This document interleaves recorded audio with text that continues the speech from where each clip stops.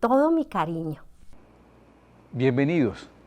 Por esta época, en la nación de Israel, se está llevando un tiempo muy especial que tiene un nombre muy sonoro y muy bonito y se los quiero compartir hoy. El término es el término Teshuvah. El término Teshuvah específicamente significa arrepentimiento. Les decía que por esta época, preparándose para el día del Yom Kippur, el día de la expiación, que es 10 días después del nuevo año, el pueblo de Israel debía estar en una etapa de introspección, de reflexión, sobre todo de humillación, que corresponde a la etapa del arrepentimiento previo para recibir el perdón de los pecados. Arrepentimiento, yo sé que ya les suena familiar, hemos estado hablando mucho acerca del arrepentimiento, por eso quiero hacer un repaso entonces a lo que estamos estudiando sobre arrepentimiento. Lo que hicimos también fue una reubicación de los momentos y una reasignación de términos. Y entendimos que hay un proceso que Dios quiere hacer con nosotros para la llenura del Espíritu Santo.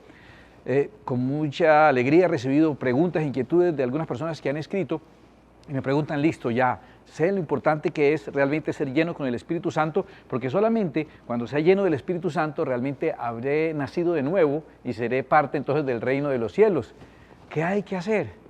Y yo me sentía, perdón si sueno bastante orgulloso, como que viene el estudiante y le dice al decano, decano, yo quiero recibir ya mi grado, quiero ser coronado, quiero ser nombrado doctor, quiero ser nombrado profesional, quiero recibir ese grado, esa titulación.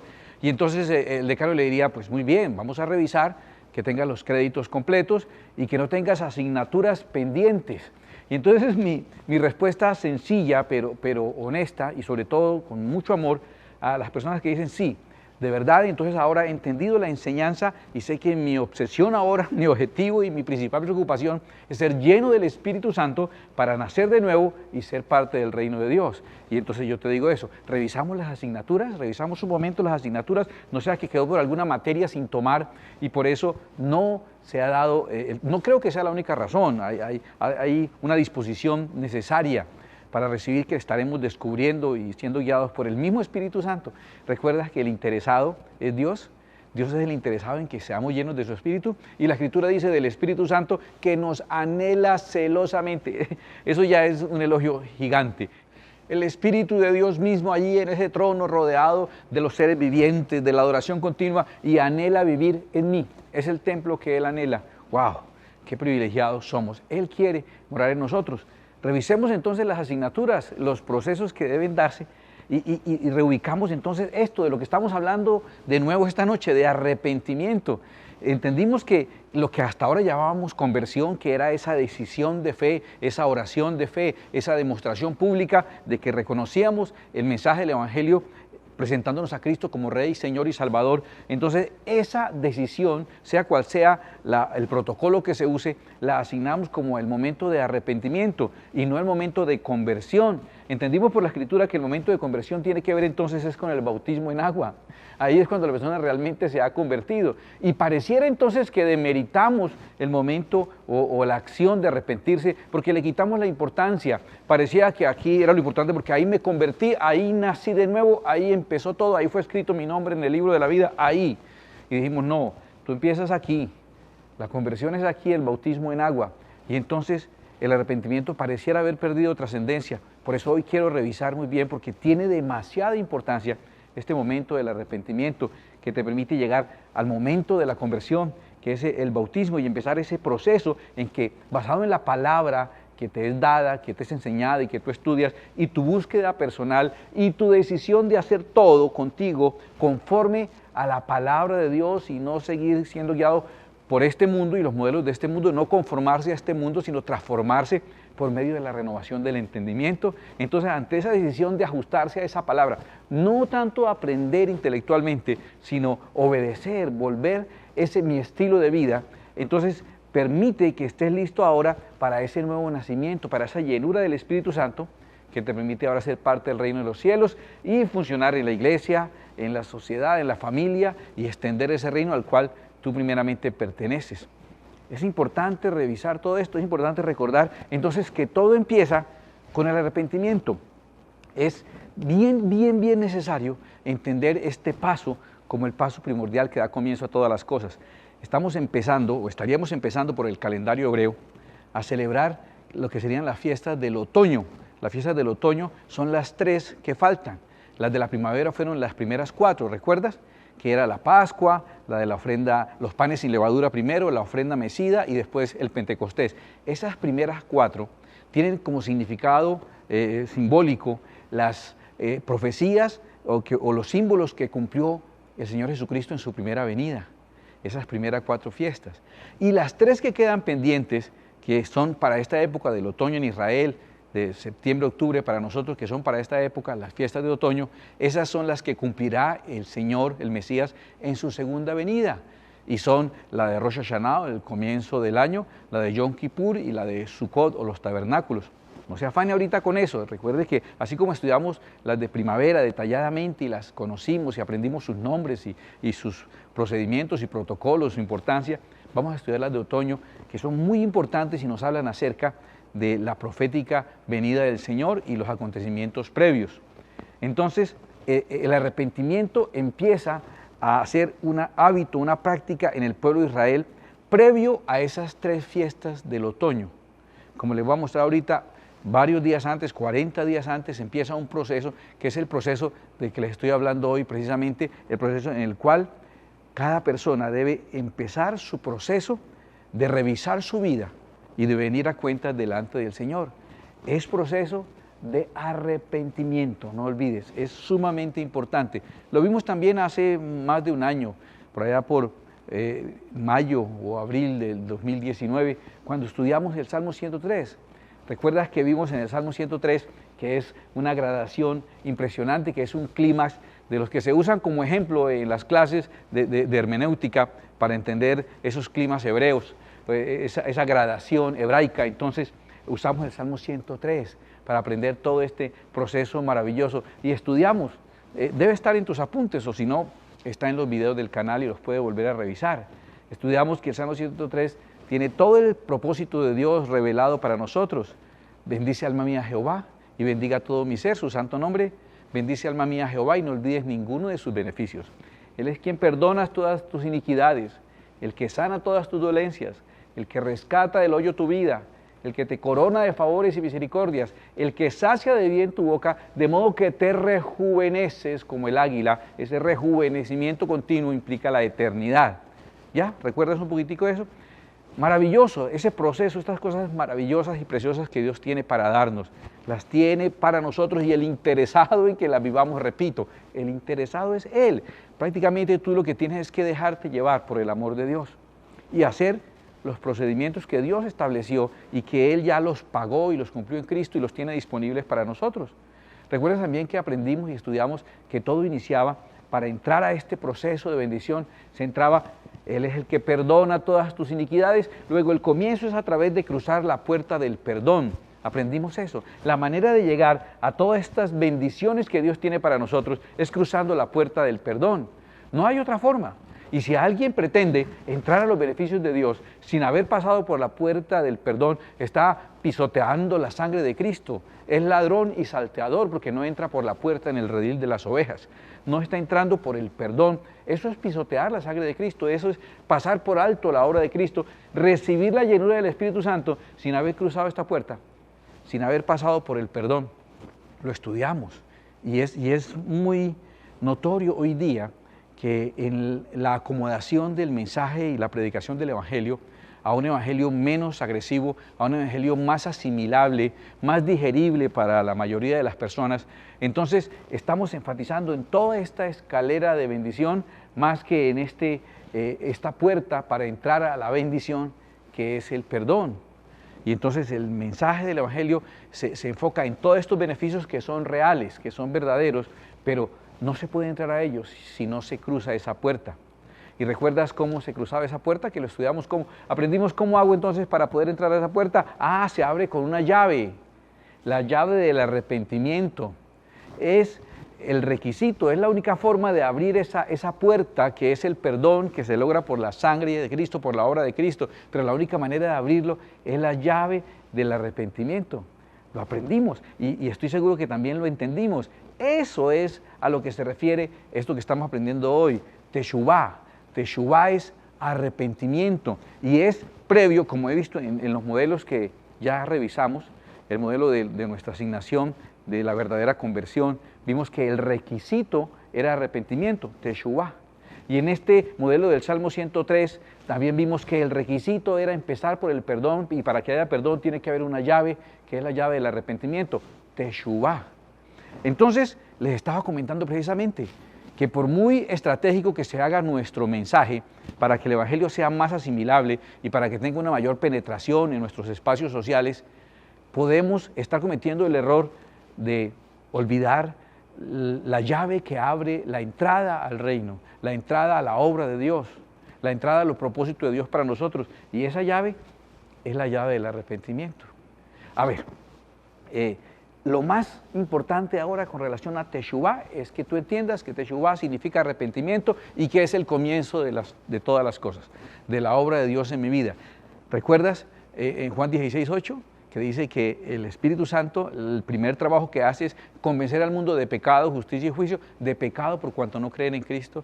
Convencer a las personas de pecado es hacer que nos demos cuenta que hemos pecado y nos arrepintamos de ese pecado, reconozcamos nuestra pobreza, primera bienaventuranza, y nos arrepintamos, segunda bienaventuranza. Todo está encajando porque la palabra de Dios es absolutamente coherente. Un detalle más. No quiero agobiarte con demasiados repasos, pero esto ya lo debes manejar perfectamente porque son clases anteriores. Esto es simplemente un repaso que necesitamos para el punto que vamos a aprender hoy. Y el punto tal vez es este. Esa llave del arrepentimiento abre la puerta del perdón que te permite entrar al proceso completo y perfecto de Dios para tu vida, que terminará en esa gloria eterna que te traerá bendición, perdón, sanidad, rescate, todo lo que Dios tiene. Necesitas que cruces esa puerta. ¿Cómo se abre esa puerta? Ya lo sabes, con arrepentimiento.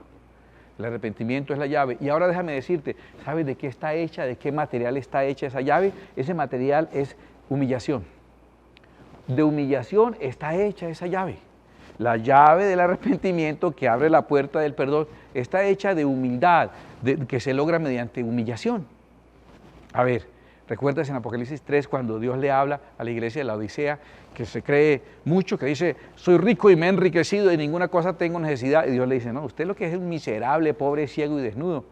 Y entonces le aconseja que compre oro refinado en fuego. El oro refinado en fuego es ese material purificado del cual está constituida la llave que abre el perdón. Ese oro refinado en fuego es la humillación. Son esos procesos de fuego, de dolor, que hacen de nosotros personas humildes con los rasgos de Cristo, que dijo, aprended de mí, que soy manso y humilde de corazón. Bueno, mira, rapidito, ya lo tienes ahí, ya, muy bien, que no te muevan mucho la cabeza porque se te desacomodan los legos de la clase de hoy. El plan de Dios es perfecto para ti. Tal vez en los niveles superiores de ese plan está esa llenura del Espíritu Santo. Tienen que darse esos pasos anteriores para que llegues a esa saciedad, el que te sacia de bien, de todos los bienes. Entonces deben darse todos esos procesos. El primero de ellos es el perdón. La puerta del perdón te permite entrar incluso a la llenura del Espíritu Santo. La puerta del perdón se abre con la llave del arrepentimiento. ¿De qué material está hecho la llave del arrepentimiento? De humillación o de humildad, como quiera llamarlo. Ahora, ya estamos listos entonces para revisar lo que desde el principio quería enseñarles. Tenía muchos deseos de llegar a este mes de septiembre, no solo por aquello de la reapertura económica y las cosas que están ocurriendo ahora, sino porque empiezan esas festividades o se celebran las festividades del otoño que son sumamente importantes, como las hemos estado explicando, y usted va a llegar a conocerlas cada vez mejor. Yo le pido que por favor dos cosas haga aquí. Se tranquilice primero porque vamos a ir aprendiendo poco a poco. Y segundo, recuerde que la idea aquí no es judaizar, no estamos queriendo imponer ahora las leyes del Sinaí, porque nos corresponden a nosotros, son las leyes de Sión.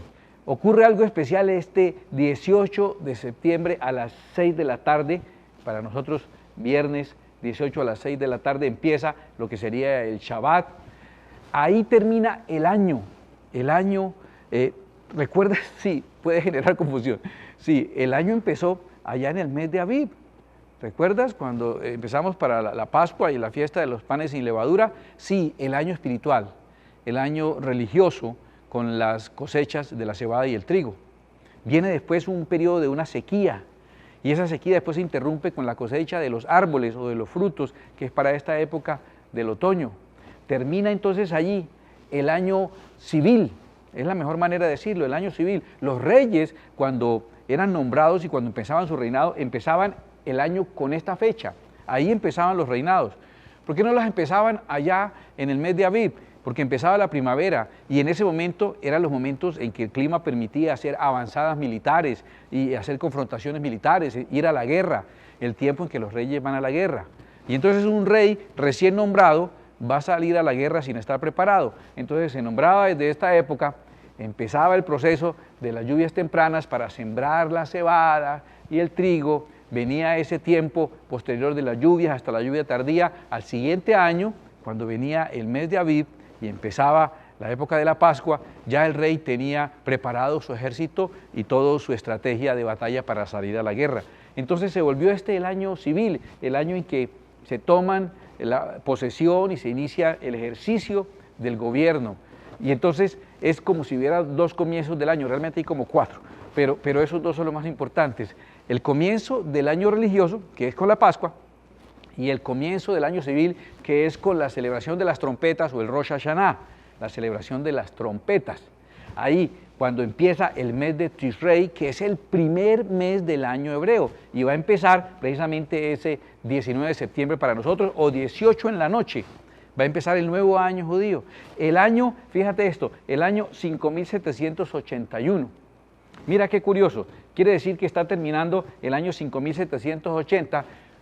Una costumbre para el significado de los números que usan los hebreos es sumar las diferentes cifras que componen ese número, y entonces los dígitos 5780 suman 20, y entonces esa suma de 20 terminaría con este año 2020, sumado 20 y termina aquí.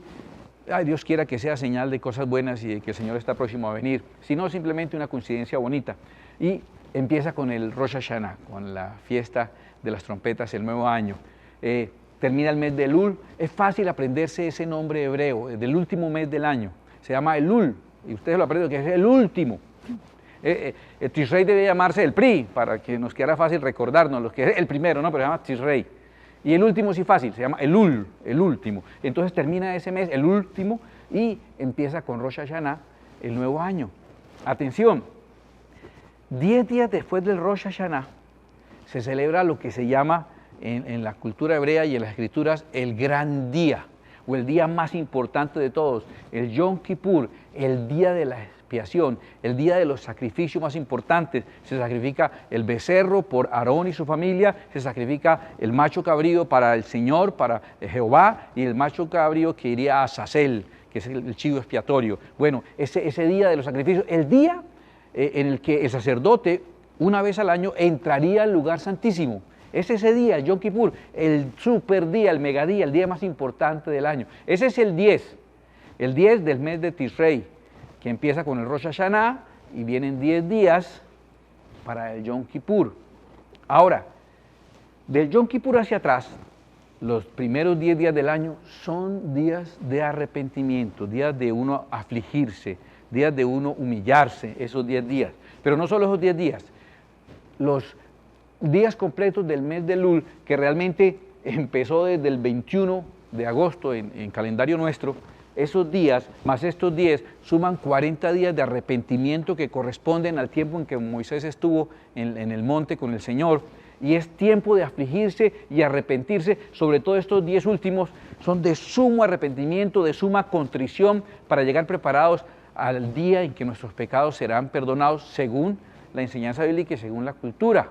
Todo eso tiene un simbolismo maravilloso que nos ayuda a entender. Esos sacrificios, tú sabes a quién estaban representando, a quién estaban señalando, eran sombra de quién, del sacrificio perfecto que es Cristo Jesús. Estos 3 animales, el becerro y los 2 machos cabríos, están representando al sacrificio completo y perfecto de nuestro Señor Jesucristo en la cruz, el gran sacrificio. Pero mira que ese gran momento está precedido de toda una etapa extensa de 40 días y 10 muy intensos de arrepentimiento, de shuvá, de arrepentimiento, de aflicción. ¿Por qué estos sacrificios tenían que ser precedidos de ese arrepentimiento, es lo que la Biblia nos hace entender. Debe haber teshuvá, debe haber un arrepentimiento previo. La Escritura lo dice en Salmo 51, 17. Los sacrificios de Dios, finalmente, no es solamente el becerro y los 2 machos cabríos. Los sacrificios de Dios son el espíritu quebrantado, al corazón contrito y humillado, no despreciarás tú, oh Dios. Yo sé que hay palabras ahí que no son muy comunes para nosotros. Déjeme leérselo entonces en la traducción del lenguaje actual, el mismo versículo del Salmo 51, 17, y dice: para ti la mejor ofrenda es la humildad. Tú, mi Dios, no desprecias a quien con sinceridad se humilla y se arrepiente. Y aquí nos deja ver que la llave del arrepentimiento que abre la puerta del perdón está construida con un material que se llama humildad o humillación. Es importante entender el arrepentimiento como un paso necesario y debe ser el primer llamado, el toque del shofar que empieza a sonar ahí en el último mes, en el mes de Elul. Empieza el mes de Elul, que es el último, y empieza a sonar el shofar todos los días con un sonido especial. No tocan como sea, no es cualquier bubucela ahí, no es el sonido del equipo de fútbol. Tiene un sonido especial que tiene el propósito de llamar al arrepentimiento. Y el mensaje del Evangelio, lo primero que debe hacer es un llamado al arrepentimiento. Antes de que Jesucristo viniera a decir, ya vino el reino de los cielos, ya está aquí el Mesías enviado, vino Juan el Bautista predicando el bautismo de arrepentimiento, predicando a los hombres que se arrepintieran. El mensaje verdadero del Evangelio inicia con el clamor por arrepentimiento. A ver, ¿y no será que de pronto nos quedó faltando esa materia? ¿No será que de pronto entramos al Evangelio por contactos, por influencia, por buenos amigos, por un milagro que Dios hizo en nosotros, porque Él cura nuestras dolencias, porque rescató del hoyo nuestra vida, o porque nos ha coronado de favores y misericordias, y nos queda pendiente alguna materia y ahora por eso no estamos recibiendo el título? Por eso no estamos recibiendo la corona que debemos recibir, porque está faltando alguna materia y tal vez no nos hemos arrepentido. ¿Y por qué no? No por añadir una mística ritual ahora, pero ¿por qué no aprovechar este momento en que la nación de Israel está en etapa de arrepentimiento para entrar nosotros también en un proceso de arrepentimiento que nos hace bien y que de pronto nos hace falta porque no fue ese elemento satisfecho cuando vinimos a Cristo Jesús? Y entonces, ¿qué hicimos? Le añadimos a nuestra vida todas esas ventajas y cualidades que el Evangelio tiene y saltamos. Si no hubo arrepentimiento, no se abrió la puerta del perdón. Y entonces estamos entrando como ladrones y salteadores. Es muy delicado entender esto de la necesidad. La única manera de entrar al reino, a ser parte del propósito que Dios tiene contigo es a través del perdón. No hay otra manera, no son las buenas obras, ni los rituales, ni el cumplimiento tampoco de mandamientos y de leyes. No, la única manera es a través del perdón logrado a través de la sangre de Cristo. Pero esa puerta se abre con la llave del arrepentimiento. Y ya usted sabe a dónde voy. Y la llave del arrepentimiento, ¿de qué está hecha? Está hecha de humillación. Y esa humillación puede dársela a usted el Señor o puede dársela uno mismo. El Señor Jesús tuvo una humillación muy sabia porque Filipenses nos dice que Él se humilló a sí mismo. Sabiendo que la humillación es un requisito, Él dijo, pero tranquilo, yo me encargo de humillarme a mí mismo. Y esa humillación es la que te quiero invitar a hacer. Ser una persona que contradice este mundo. Romanos capítulo 12, no os conforméis a este mundo, a este siglo, transformados por medio de la renovación de vuestro entendimiento. Pero eso lo dice después de que dice que nos presentemos a nosotros mismos como sacrificio vivo, santo, agradable a Dios, que es nuestro culto racional. Atención, el sacrificio que Dios quiere ya no es, y está muy claro, de ovejas, de cabras, de machos cabríos, de becerros, de palomas. El sacrificio que Dios quiere es el sacrificio nuestro, de presentarnos a Él como un sacrificio vivo, preparado adecuadamente, preparado con la humillación. Eso va en contravía de lo que este mundo enseña, ¿cierto? En este mundo ahora está sobrevalorada la altivez, la prepotencia, y hay que ser una persona que cree en uno mismo y ser prepotente y mostrar dignidad y sentirse poderoso y guapo y feliz, y si no, convencerse, sugestionarse todas las mañanas en el espejo, te dices que eres precioso, que eres poderoso, que eres un campeón, que eres empoderado o empoderada, hasta que te convences y sales ya con la actitud necesaria para ser acorde a este mundo. ¿Este mundo dirigido por quién? ¿Quién gobierna este mundo, este sistema? Desde las tinieblas se gobierna este sistema, el enemigo gobierna este sistema. Por eso le pone a este sistema su principal característica. ¿Cuál es su principal característica? El orgullo.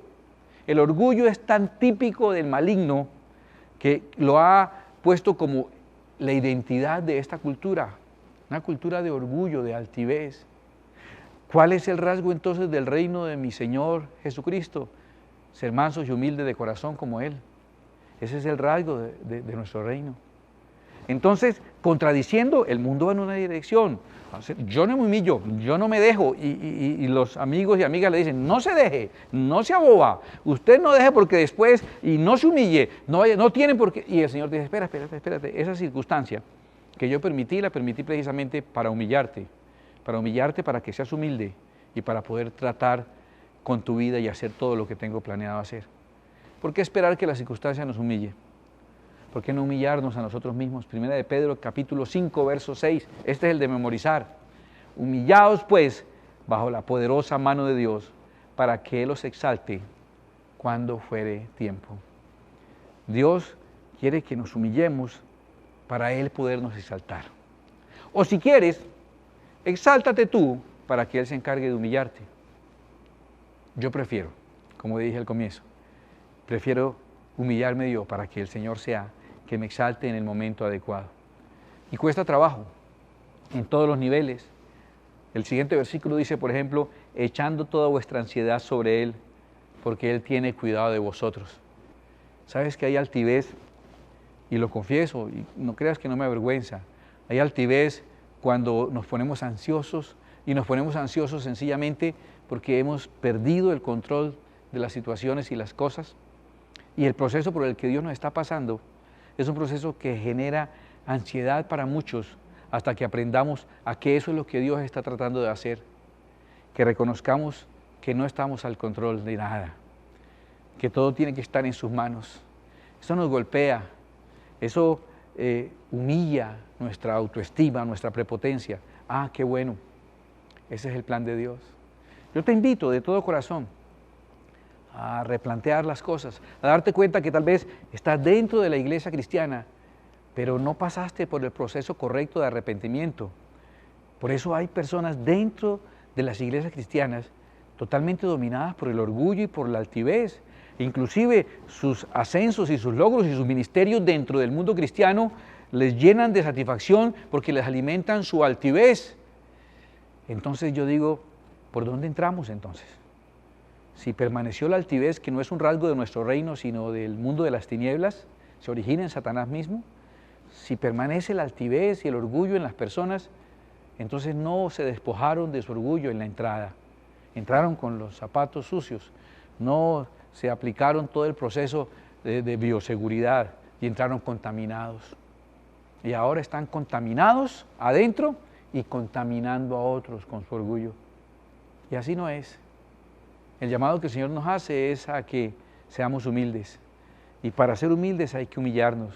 Y si este es el tiempo en el calendario que coincide con el tiempo de hacer teshuvá, hagamos teshuvá nosotros. ¿Qué vas a hacer ahora para estar humilde delante del Señor? Ponerte al servicio de las personas, doblegar tu cerviz, humillarse bajo la poderosa mano de Dios, y cuando sea el momento correcto, Él nos va a exaltar. Oremos. Padre amado que estás en el cielo, yo bendigo tu nombre. Te doy gracias, Dios mío, por esta palabra. Es sonora, es bonita, es teshuvá. Gracias por la palabra predicada con relación a esta palabra aprendida. Ese arrepentimiento que tal vez nunca ocurrió en nosotros. Tal vez hemos hecho ajustes a la manera de vivir que traíamos, ajustes positivos y favorables, y hoy cuando venimos a recibir el título hay asignaturas pendientes y se nos dice, no pasaste por esa primera materia, por la más importante, no pasaste por aquellas clases de humillación 1, humillación 2, laboratorio de humillación, talleres de humillación. Y es necesario, porque es la genética de nuestro Señor y Salvador. Padre, yo personalmente entro hoy en esa etapa de humillarme delante de tu presencia, de postrarme delante de ti, de que tal vez sí, estoy más cómodo orando de una manera, pero esta muestra más humillación, entonces voy a hacer esa. Esta actitud me permite doblegarme más y quebrantar más mi ego delante del Señor. Voy a asumir esa actitud, porque yo quiero ser enaltecido por ti, Señor. Quiero ser yo quien me humille y tú quien me exaltes. No quiero ser yo quien me exalte y tú quien me humilles. Padre, gracias por esta palabra y por este periodo que también nos prepara para crecer y para entender cosas que tú tienes preparadas que pasen. Y tal vez coincidirán, y sería muy lógico que coincidirán, momentos gloriosos espirituales con estos calendarios que tú mismo asignaste, Señor. Padre, la gloria sea para ti. Te doy gracias por dejarnos reflexionar en estas cosas y bendigo tu nombre en el nombre santo de Jesucristo, mi Señor. Amén y amén. Humillaos bajo la poderosa mano del Señor y Él os exaltará cuando fuere tiempo. Que Dios los bendiga. Dios de lo imposible, te adoramos, eres invencible, soberano, tuya es toda la gloria, tuyo es todo el